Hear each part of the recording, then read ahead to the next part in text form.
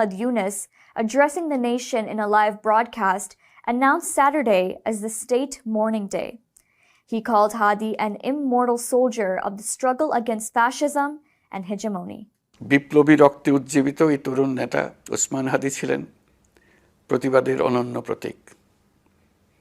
তার কর্মের মধ্য দিয়ে তিনি শুধু প্রতিবাদ নয়, দেশপ্রেম, ধৈর্য ও দৃঢ়তার অনন্য দৃষ্টান্ত রেখে গেছেন। ওসমান হাদি ছিলেন পরাজিত শক্তি ফ্যাসিস্ট সন্ত্রাসীদের শত্রু।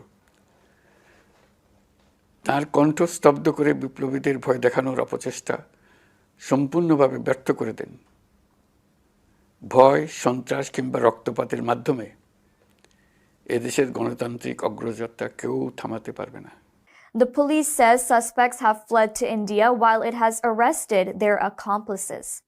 This is the second anti-India leader who has died this week in the country. Jannat Ara Sufi, who faced many death threats from the Indian lobby, was found